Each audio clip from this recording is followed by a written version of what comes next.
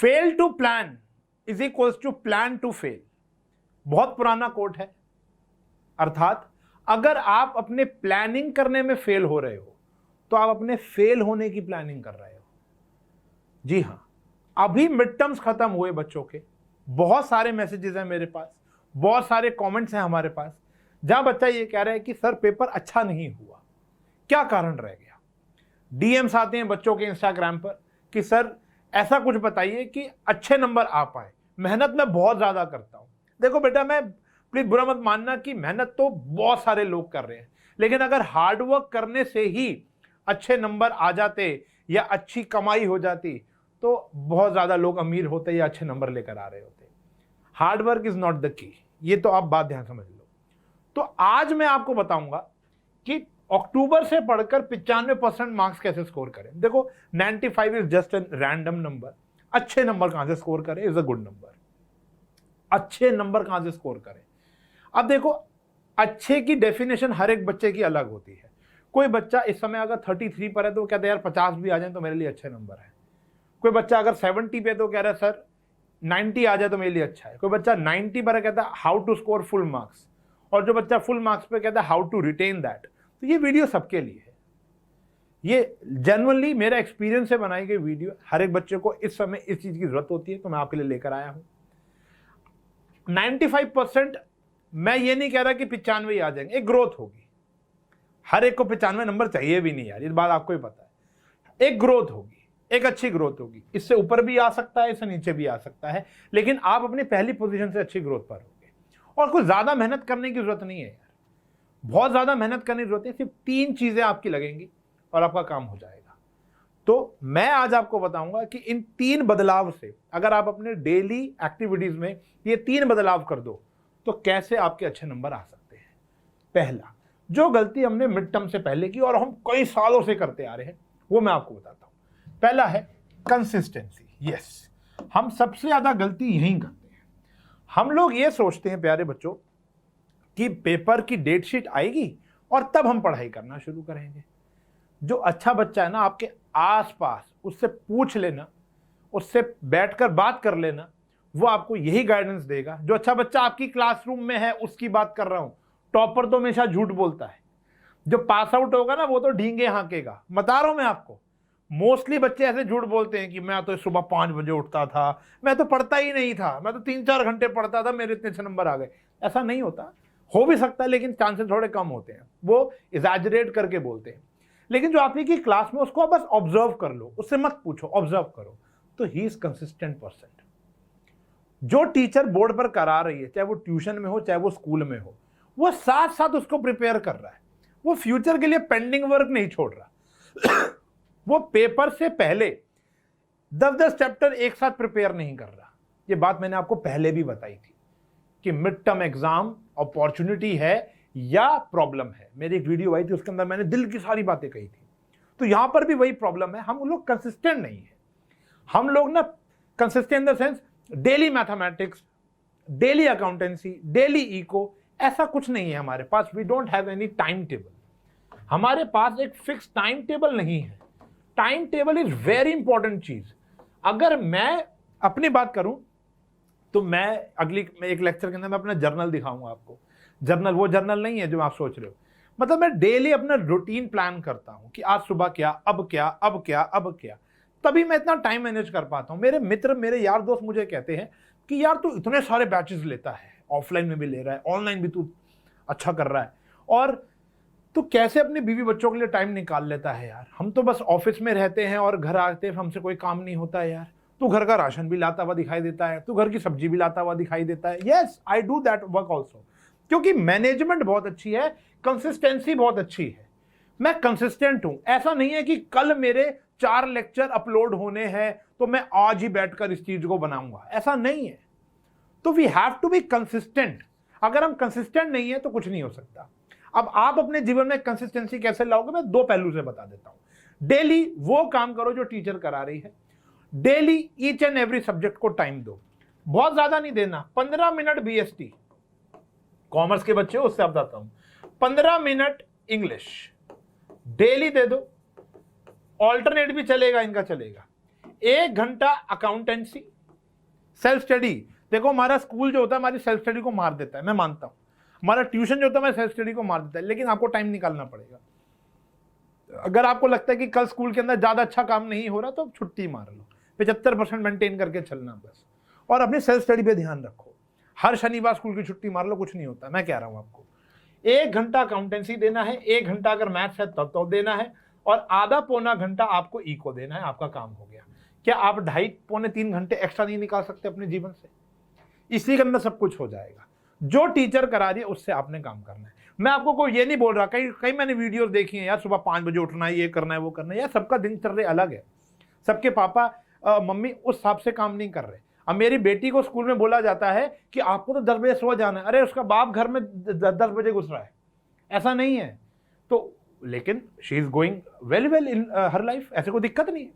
तो हर चीज सबके लिए नहीं है, पहली बात तो ध्यान रखो। तो वो टाइम टेबल एक सबके लिए नहीं हो सकता, आप अपना खुद का बनाओ। एक टाइम टेबल होगा, कंसिस्टेंसी होगी, रेगुलर, फ्यूचर के लिए नहीं छोड़ना कि पेपर आएगा तो प्रिपेयर करूंगा डेली। आप अब फॉर एग्जांपल मैम अभी आप चैप्टर नंबर 7 पर है, आप फ्री बैठे हुए हो तो आप चैप्टर नंबर 3 को एक बार रिवाइज कर सकते हो, 2 4 5 क्वेश्चन लगा सकते हो। और एक हम लोगों में ना एक प्रॉब्लम एक और भी है, मैं आपको बताता हूं। टाइम टेबल तो आ गया, ठीक है, दूसरा आ गया हमारा टाइम टेबल। एक क्रिस्प टाइम टेबल होना चाहिए, बहुत बढ़िया। तो पहला आया कंसिस्टेंसी, एक आया क्रिस्प टाइम टेबल। बड़ा इंपॉर्टेंट है ये 2 चीज। इस 2 चीजों को आप 2 महीना फॉलो करो, मजा आ जाएगा आपको। पहला टाइम टेबल, दूसरा कंसिस्टेंसी, उसके ऊपर फॉलो भी करना है। We have to be consistent about our जो हमने प्लानिंग की है। आज ये करूंगा तो करूंगा, वरना उठूंगा नहीं। बैठना तो सीखोगे, अपने आप से लड़ना तो सीखोगे, ये पॉइंट है। तीसरी जो मेन चीज आती है, जो आखिरी चीज आती है, वो बच्चे पता नहीं क्यों भूल जाते हैं कि smart work is always better than the hard work. मत देखो कि यार वो 8-8 घंटे पढ़ रहे हैं, नहीं पढ़ूंगा मैं 8-8 घंटे।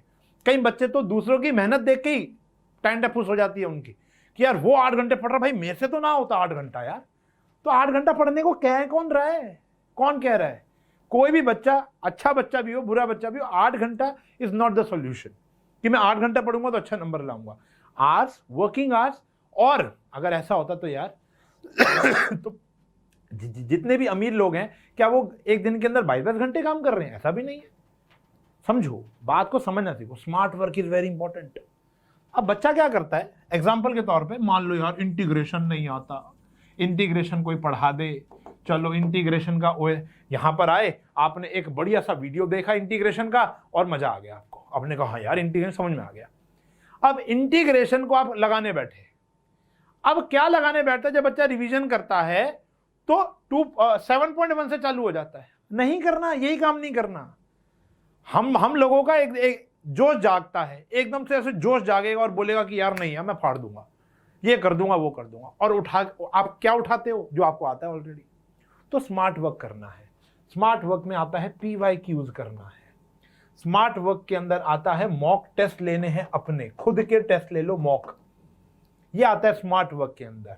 दूसरों के स्कूल के क्वेश्चन पेपर उठाओ, यानी आप अगर मान लो XYZ स्कूल में हो तो ABC स्कूल का ले लो, PQR स्कूल का ले लो, अपने आजू बाजू कोचिंग सेंटर दूसरे जो आपके मित्र है, भाई हैं, कजिन हैं, उनके क्वेश्चन पेपर मंगवाओ अपने फोन के व्हाट्सएप पर, उसको क्रैक करना शुरू करो। ये है स्मार्ट वर्क। ऐसे सिर्फ TS गरेवाल और NCERT पढ़कर कुछ नहीं होने वाला। आपको अपने आप को टेस्ट करना पड़ेगा रेगुलर इंटरवल पर, वो नहीं हुआ तो काम गलत हो जाएगा। तो smart work is very very important. बात समझ में आई? तो स्मार्ट वर्क हम अपने जीवन में कैसे लगाएंगे?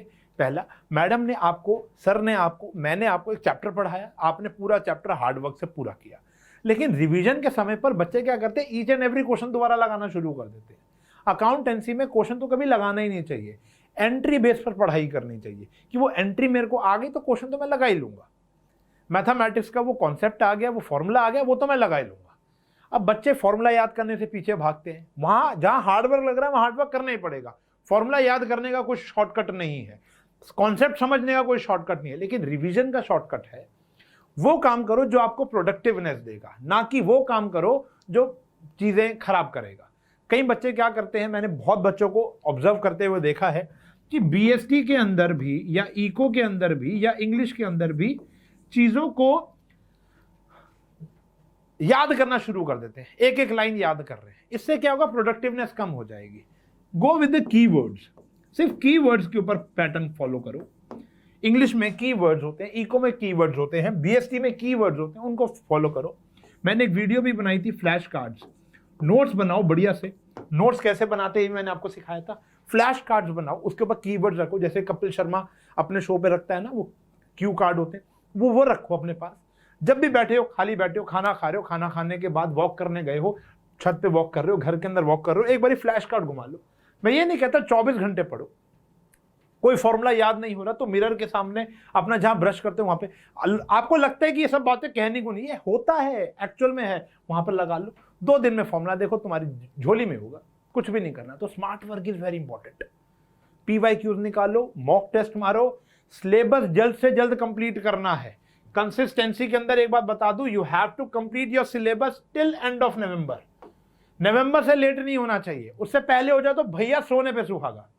फिर करनी है ताबड़तोड़ रिवीजन, एक्स्ट्रा क्वेश्चन मारने हैं, एनसीईआरटी को भी फॉलो करना है, लेकिन एनसीईआरटी के रट्टे नहीं मारने। कई बच्चों को याद हो 7.1 का वो क्वेश्चन, वो तो मेरे को आता है। ऐसे करोगे तो भैया एक्स्ट्रा क्वेश्चन नहीं कर पाओगे। तो क्वेश्चन को समझना चाहिए, ये क्वेश्चन ऐसे होगा, वो क्वेश्चन वैसे होगा। Smart work very important, consistency very important, एक टाइम शेड्यूल वेरी इंपॉर्टेंट। 95% तो क्या, एक अच्छा ग्रोथ मिलेगा। मैं ये कहता हूं एक ग्रोथ मिलेगा। ये आपको अपने आप के साथ काम करना पड़ेगा, ठीक है जी। ये कहीं सुनाई बातें नहीं है, ये फॉलो की गई बच्चों वाली बातें, और आपको भी ये बातें पता थी। ऐसा नहीं है मैं आज आपको कोई नई चीज बता रहा हूं, आपको पहले से बात पता है, बस मैं आपके लिए एक रियलिटी चेक लेकर आया हूं, रिमाइंडर लाया हूं। कई बच्चे लाइव सेशन में भी कल हुआ, उन्होंने भी कल बच्चों ने आके बोला कि सर कैसे करें, समझ नहीं आ रहा, तो एक ऐसा वीडियो बनाओ। मैंने कहा चलो आज मैं आपकी आंखें खोलता हूं कि इस टॉपिक को कैसे कंप्लीट करना है, वो आपको समझ में आना चाहिए। बात समझ में आ गई? तो चीजों को और कॉम्प्लिकेट मत करो, पाइल अप मत करो, चीजों को छांटना शुरू करो। ये हो गया, एक बना लो ना अपना, एक ऐसे बना लो। अच्छा ये भी हो गया, टू डू लिस्ट जिसको कहते हैं, ऐसा ये भी हो गया, ये भी हो गया, ये पेंडिंग है, इस पे मेहनत करनी है। जो चीज होती जा रही है उसी को मेहनत कर रहे हो, वो बेवकूफी है। तो अब अक्टूबर शुरू हो गया है, अक्टूबर नवंबर में हमारा मेन फोकस होगा पूरा सिलेबस कंप्लीट कर लेना, प्लस पुराना धीरे धीरे धीरे धीरे रिवाइज करते हुए आना, कि ताकि नवंबर दिसंबर में जब हमारे प्री बोर्ड आएंगे तो एकदम से पूरी किताब का बर्डन ना हम पर पड़ जाए। ये ध्यान रखना है।